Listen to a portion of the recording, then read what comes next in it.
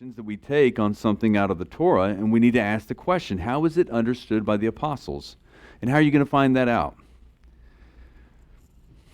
We don't know what they thought, right? I mean, do I know what Paul thought? Well, we kind of do because we actually see his writings. You can learn a little bit about what somebody thinks by what they write and by what they say.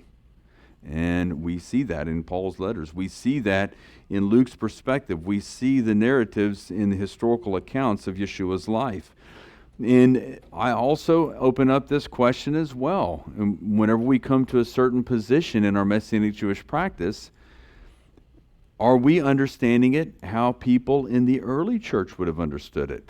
Like in the late 1st century and the 2nd century, how did they understand it? And I don't think we can dismiss that. So it's important. And if we're no longer in the book of Acts now, I've been, if I could put a title on what we've been going through with what we started last week is the Kehillah defined. The Kehillah defined, the assembly defined, the church defined. And last week we talked a little bit about terminology, church versus assembly versus synagogue versus, what do we call it? What do we need to call ourselves? And, it depends. I mean, I don't mind calling this I say I don't mind. I understand that in our context it's a Messianic synagogue.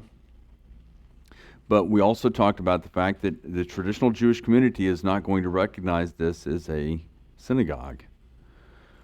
For one thing, we don't have a mikveh. For it to actually be considered a synagogue, it has to have a mikveh for ritual purification and purposes like that. There's various things like that we have to take into account.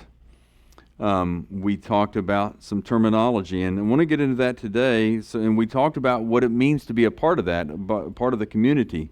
And we talked about membership, and we talked about the importance of the congregation universal.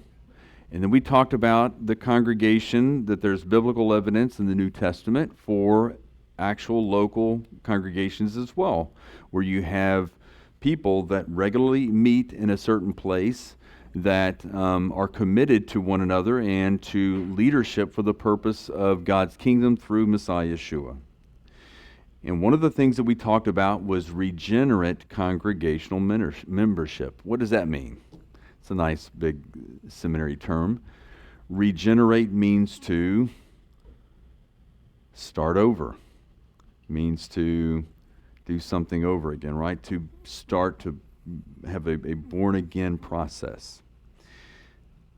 To be a part of the congregation, to be a part of the assembly, it's important that we understand that as a member, if you're going to be a member, a committed member to the congregation, that you have had a born-again experience, that you have recognized your need for Yeshua and salvation, and that you have put your faith and your trust in Him and allegiance to Him.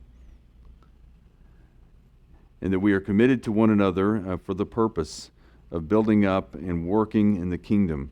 And that with that regeneration, with that born-again experience, there is a change in life. And if there is no change in life, if there is nothing that you can say that's different about your life prior to your sworn faith and allegiance to Yeshua as to where you are today and to what it was like prior to that, we have to ask the question, was it genuine? Was it genuine? It's important that our congregations have regenerate membership, that people that are a part of the membership that are making decisions, that are doing things, are regenerate, that are born again, that they have the Holy Spirit dwelling within them. Because if they're not, that's going to cause problems within the Kehillah, within the assembly.